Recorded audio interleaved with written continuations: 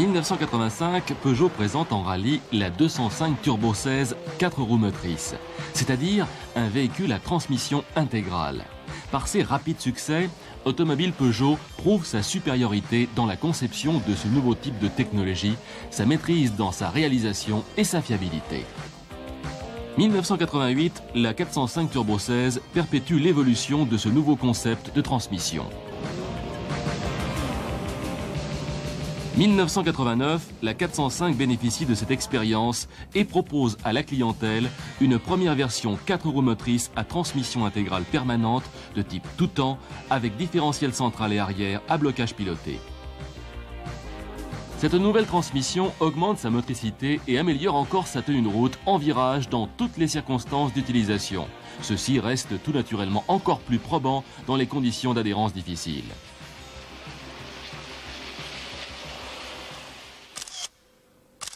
Elle se signale extérieurement par son monogramme X4. Elle est proposée avec la finition des niveaux 2 et 3, GR et SR, et une motorisation XU92C ou XU9M en version dépolluée. Examinons maintenant les différences essentielles. À l'intérieur, le tableau de bord comporte un voyant de plus et la console centrale est équipée d'un interrupteur supplémentaire. De même, on remarquera une nouvelle grille de vitesse. L'implantation de la transmission intégrale n'a pas modifié l'habitabilité intérieure. Une légère modification du tunnel et du plancher de coffre ont été nécessaires pour la fixation de l'arbre de transmission et de la suspension arrière. Les grandes nouveautés apparaissent bien sûr sous la voiture. Ce sont une boîte de transfert accolée à la boîte de vitesse, une transmission longitudinale soutenue par un palier central relié au pont arrière.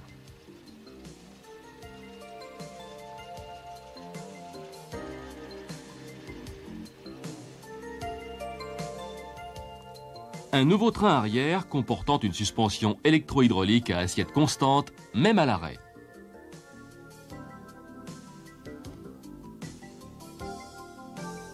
Vous vous souvenez certainement comment le mouvement du moteur se transmet aux roues avant dans la version 2 roues motrices. Dans la version 4 roues motrices, le différentiel avant est reporté dans la boîte de transfert. Le mouvement passe d'abord par le différentiel central. Il assure la répartition du couple entre les roues avant, 53%, et les roues arrière, 47%, en rapport avec la répartition des masses. Voyons en détail les nouveautés de ces différents équipements. Au niveau du groupe motopropulseur, un limiteur de débattement réglable a été ajouté. La boîte de vitesse est maintenant de type BE3. C'est une évolution de la BE1.5. Elle a subi un renforcement général. La sélection a été modifiée, ce qui a permis d'obtenir la nouvelle grille et en même temps ont été supprimés le verrou sous le levier et le câble de déverrouillage. La boîte est évidemment toujours graissée à vie. La boîte de transfert, accolée à la boîte de vitesse, contient une huile différente.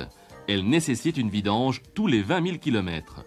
Une jauge, accessible sous le capot moteur, permet de contrôler le niveau à froid et d'effectuer le remplissage. Dans la boîte transfert, le différentiel central de type plan est réalisé par un train planétaire. Il est complété par un dispositif de crabotage.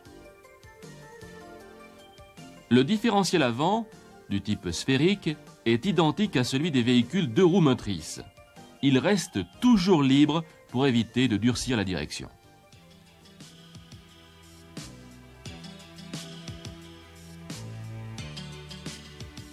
L'arbre de transmission, réalisé en 2 parties, est maintenu au centre par un palier élastique. L'arbre est équilibré avec précision compte tenu des régimes très élevés qu'il supporte.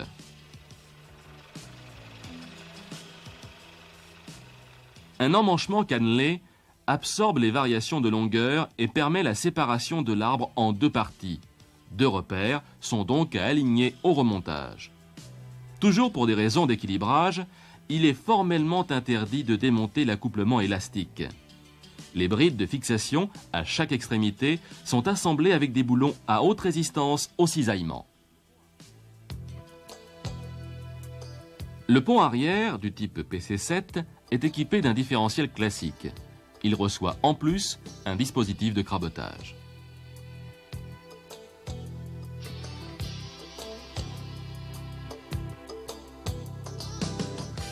Le train arrière, à bras tirés, est entièrement nouveau. La suspension électro-hydraulique est assurée par une pompe électrique à haute pression qui alimente une seule sphère de suspension.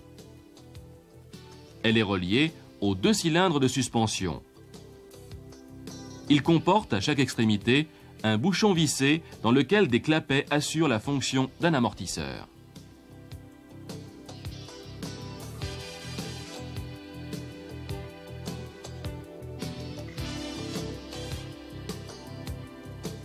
Un correcteur de hauteur est monté sur la suspension de façon à maintenir l'assiette constante, quelle que soit la charge.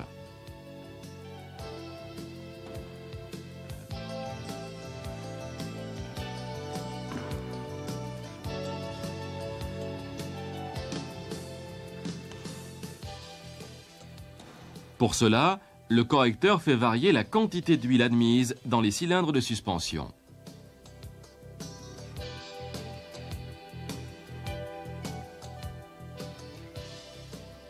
En stationnement prolongé, l'assiette est maintenue constante par le correcteur de hauteur.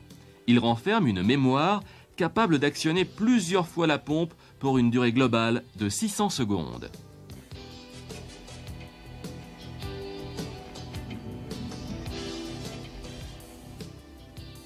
Un interrupteur situé dans le coffre, accessible au travers de la garniture gauche, permet d'obtenir la position haute.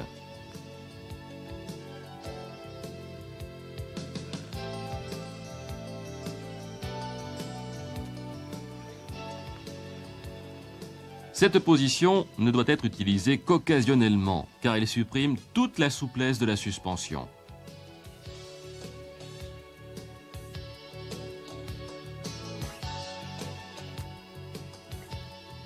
C'est dans cette position que l'on doit contrôler le niveau du liquide LHM d'origine minérale.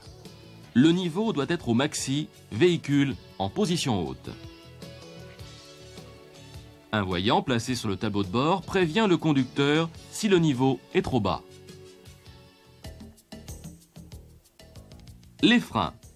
Ils sont à disque ventilé à l'avant et à disque plein à l'arrière.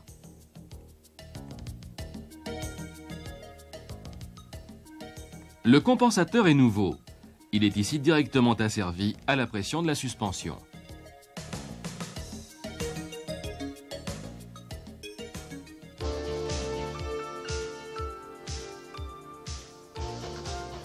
La 405 X4 tout temps se caractérise surtout par son excellente motricité. Mais pour augmenter encore ses capacités, le conducteur a la possibilité, en cas par exemple de perte d'adhérence d'une roue avant, de bloquer le différentiel central ainsi que celui des roues arrière.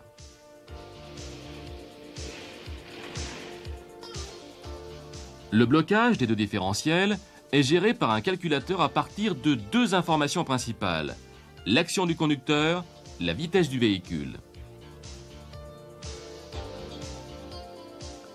Lorsque les crabotages sont réalisés, deux contacts informent le calculateur. Celui-ci comporte une fonction d'autodiagnostic embarquée.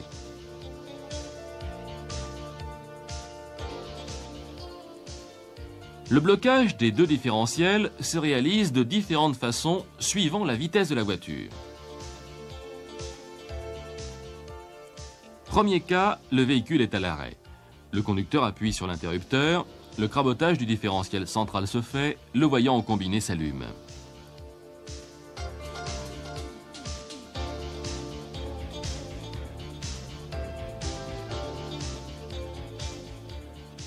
Dès que la voiture a démarré, le capteur de vitesse a informé le calculateur.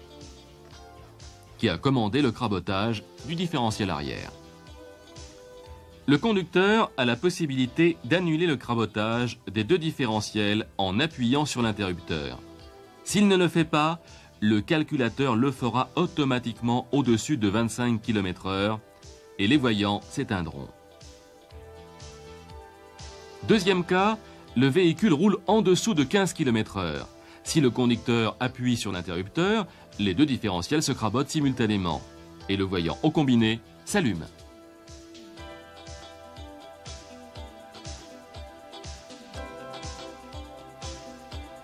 Troisième cas, le véhicule roule à plus de 25 km/h. La demande de crabotage est mémorisée. Dès que la vitesse est inférieure à 15 km/h, le crabotage des deux différentiels s'effectue et le voyant du combiné s'allume.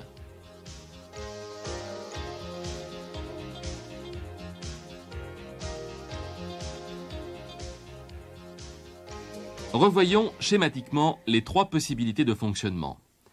Les différents éléments concernés sont le calculateur, le crabotage du différentiel arrière, l'interrupteur de commande, le voyant au tableau de bord, la boîte de transfert, le capteur de vitesse. Premier cas, véhicule à l'arrêt. Le conducteur appuie sur l'interrupteur. L'information est transmise au calculateur. Celui-ci commande le crabotage du différentiel central. Le voyant s'allume. Dès que le véhicule avance, le capteur de vitesse informe le calculateur qui commande le crabotage du différentiel arrière. Si le conducteur appuie sur l'interrupteur, il supprime le crabotage.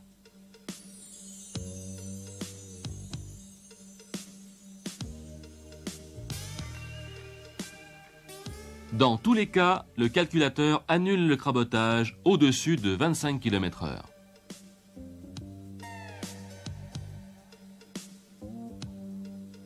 Deuxième cas, le véhicule roule en dessous de 15 km/h.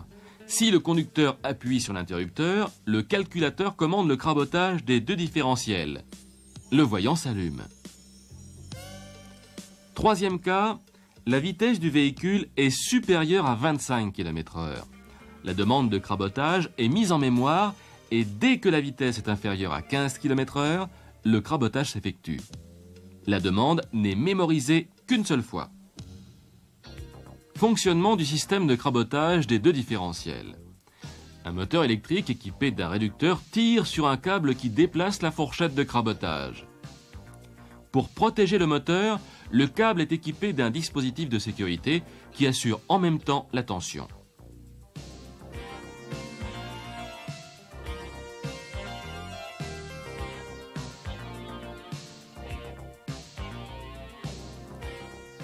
Si les dents sont face à face et empêchent le crabotage, un ressort absorbe la course restante en attendant la rotation des dents qui rendra possible l'engrainement. Dès que le crabotage est réalisé, un contacteur informe le boîtier électronique. Pour déposer un câble de crabotage, il faut neutraliser le ressort en tournant le fourreau d'un quart de tour.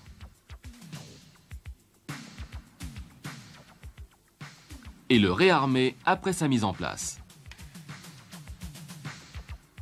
Fonctionnement de l'autodiagnostic. Il ne nécessite pas d'intervention pour connaître les défauts mémorisés. Dès que l'on met le contact, le voyant de crabotage du combiné s'allume pendant 3 secondes. Pendant ce temps, le calculateur contrôle son alimentation et ses circuits. S'il y a un incident, le voyant clignote à cadence rapide pendant 30 secondes. Et ensuite, il vous suffira de compter les clignotements pour obtenir le code du défaut. La 405 X4 est équipée de pneus spéciaux tout temps, particulièrement adaptés à la transmission intégrale.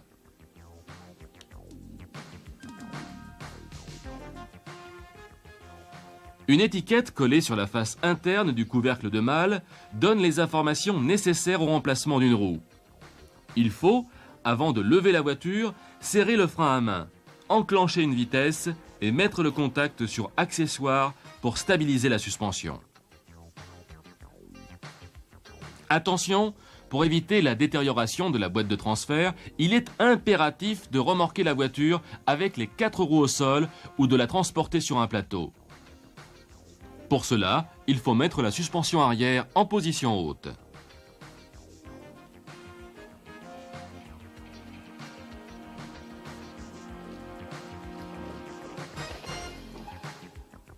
Dans le cas d'impossibilité, calez les 2 bras de la suspension arrière.